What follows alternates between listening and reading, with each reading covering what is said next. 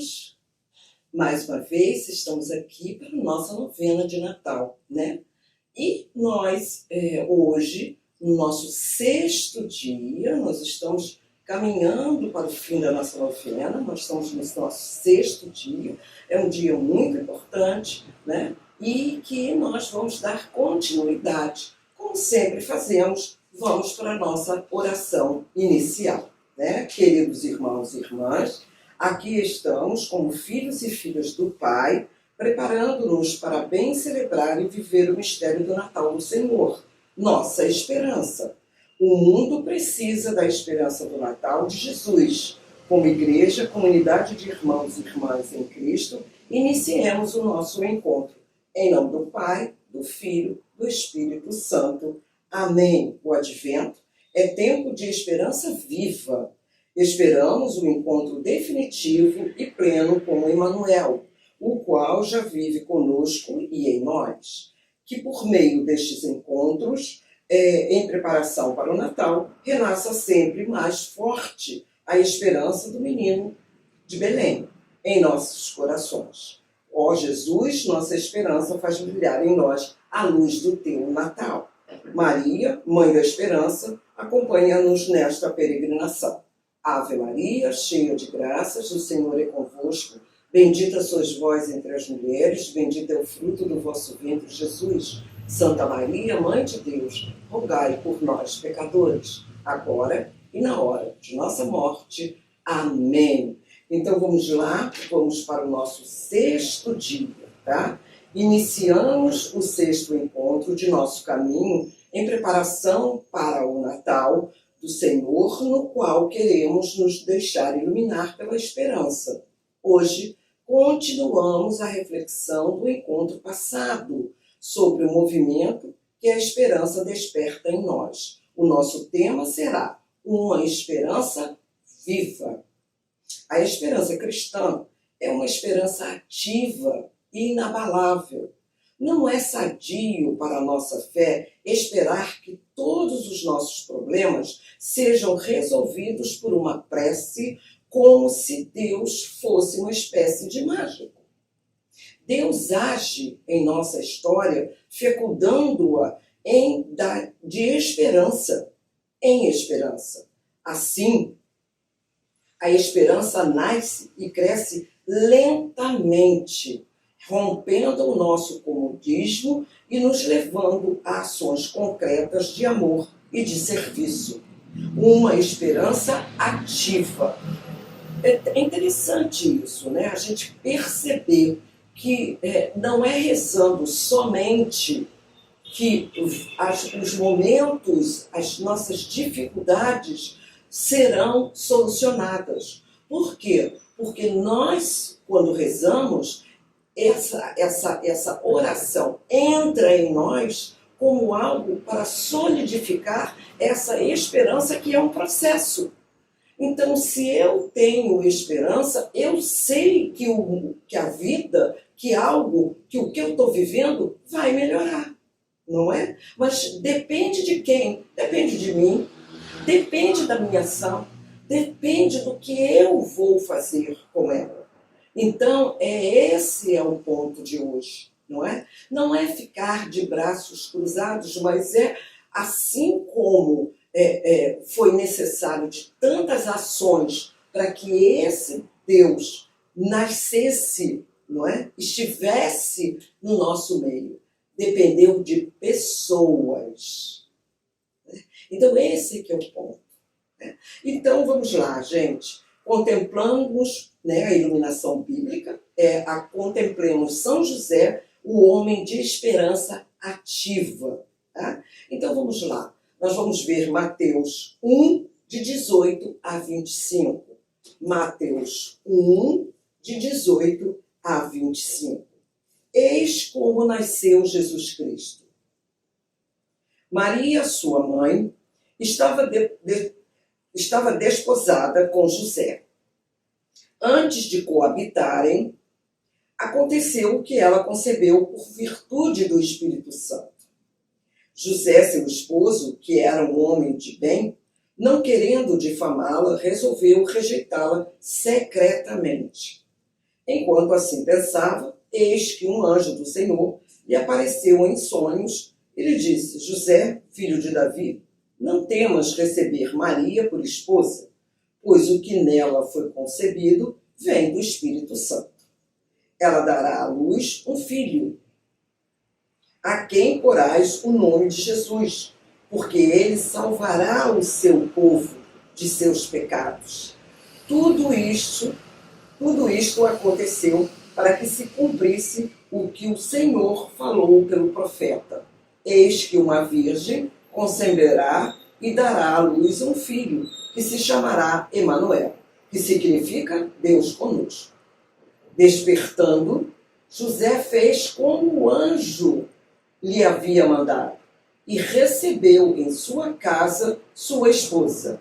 E sem que ela a tivesse conhecido, ela deu à luz um seu filho, que recebeu o nome de Jesus.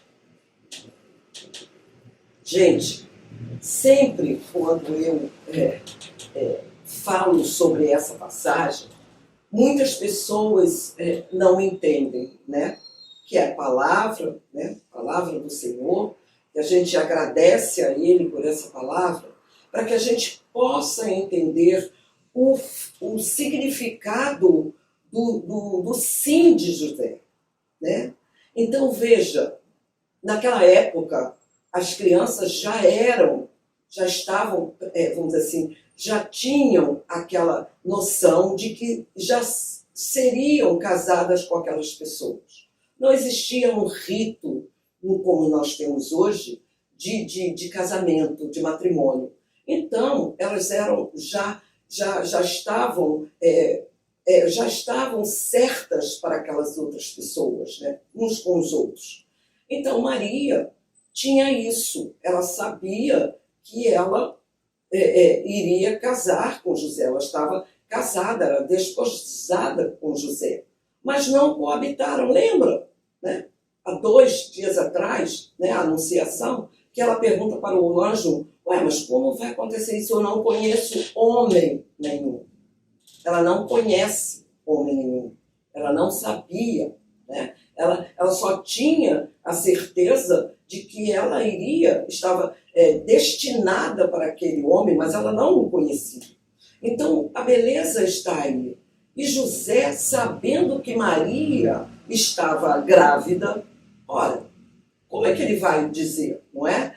Sabe? Então, o ponto principal era esse. José vai secretamente, ele vai embora. Então, ele indo embora, Maria, ele vai dizer que ele fez o filho e deixou Maria grávida. Então, ela não vai ser apedrejada no pórtico, porque era isso que acontecia. Né? Então, ele, de um pensamento dele, sem conhecê-la, ele faz o que? Ele salva Maria desse momento, dessa vergonha, não é? Sem saber o que estava acontecendo. Então, veja, muitas vezes a gente tem que procurar, a gente quer saber de muita coisa, né? Mas José nem sequer duvidou disso. Ele pegou para ele essa responsabilidade.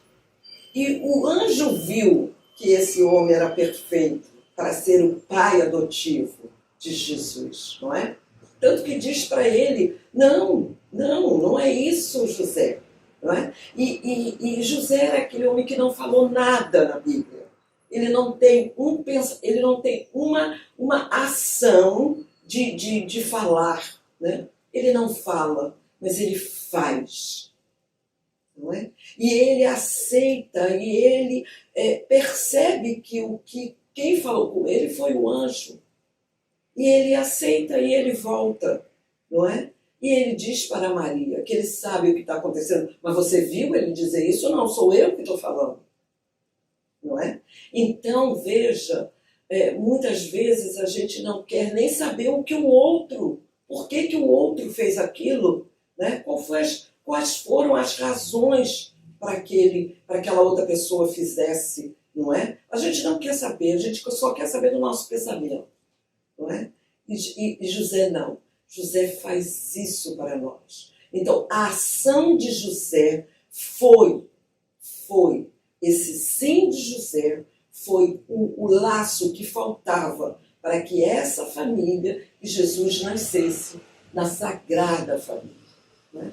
Então, é tão importante a gente ter isso, né? O sim de Maria e o sim de José, para que Jesus tivesse tido um lar humano, para que ele convivesse com essas pessoas.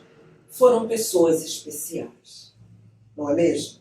Muito bem, gente. José fez o que o anjo do Senhor lhe havia ordenado. José sabe esperar em Deus e, ao mesmo tempo, sabe se colocar na prontidão para a ação. O que isso nos diz sobre a esperança deste tempo do advento, não é? Não é só pensar, é fazer, é ser ativo. Como José, eu espero e faço, ou, diferente dele, eu apenas espero. Realmente, né? A esperança, ela tem uma ação, não é? Não basta você só esperar, não é? É você esperar fazendo, é você esperar caminhando. Nós temos uma missão, nós somos peregrinos. E aí o Papa fala do jubileu, né? Peregrinos de esperança. Eu tenho esperança, mas eu não fico parado. Eu caminho, eu sigo em frente. E com essa esperança dentro de mim, eu vou compondo o meu caminho. Ok? Muito bem, fatos da vida. Dom Helder Pessoa Câmara foi um arcebispo de Olinda e Recife, homem de esperança viva e ativa. Articulou no Brasil e na Santa Sé a criação da Conferência Nacional dos Bispos do Brasil, a CNBB, fundada em 1952. Durante o Concílio Vaticano II, que foi de 62 a 65, foi uma presença marcante na elaboração de importantes documentos que o concílio lançou. Foi também um dos fomentadores da Caritas brasileira e da campanha da fraternidade em nível nacional. Na época de 60, Dom Helder decidiu que viveria o seu ministério de bispo como pobre entre os pobres, seguindo o evangelho na prática. Desfez-se do palácio episcopal e foi morar na sacristia da igreja de Nossa Senhora das Fronteiras, em Recife. Ali, em sua casa sacristia, todos podiam chegar, todos sabiam o endereço. Daquele lugar, ele saía para encontrar as pessoas, pisar o chão e partilhar o dia a dia dos pobres. Foi perseguido de diversas formas pelos governos militares durante a época da ditadura, mas continuou exercendo sua profecia e pastoreio com coerência, alegria e muita esperança. Dom Helder nos mostra até que ponto são inseparáveis o amor de Deus e o amor ao próximo, o compromisso com o Evangelho e o compromisso com a vida concreta das pessoas. O que nos chama a atenção este fato da vida de Dom Helder Câmara? Gente, é interessante que teve uma época no Brasil que a gente não pode deixar, isso é fato, é histórico, não é? Houve uma ditadura no país, a gente sabe disso, né? E houve também uma perseguição contra as pessoas que, se naquela época, o estar com o pobre estava muito mais relacionado a toda uma vivência, a toda uma questão de estar contra o regime militar. Ponto. Esse é o ponto, essa é a história, né? A gente não pode ir contra isso, mas nós vamos ver que a criação da CNBB foi tão importante porque os bispos têm uma conferência em que toda a ação da igreja parte dessa conferência dos bispos, não é? Então nós temos um norte a nos guiar. Então isso foi importante. Outra coisa também que nos chama a atenção é que Dom Helder viveu a pobreza, viveu o pobre. E durante muito tempo, isso era algo que a gente não entendia o que vinha a ser isso, né? Então, viver a questão do pobre, como nós temos muitos santos, como o caso da irmã Dulce, né? Da irmã Dulce dos pobres, Santa Dulce dos pobres, viveu essa coisa com os pobres, viveu essa manifestação, viveu essa acolhida do pobre. Mas que começou tudo isso? Jesus. Jesus é aquele que disse: vinde a mim as criancinhas, os excluídos, não é? Venham a mim os pobres, aqueles que não tinham vez nem voz, né? Então, viver o outro, olhar o outro, e esse outro é o que está próximo a mim, e quantas vezes o nosso melhor amigo está realmente numa situação de pobreza. Quantas pessoas perderam tudo, né?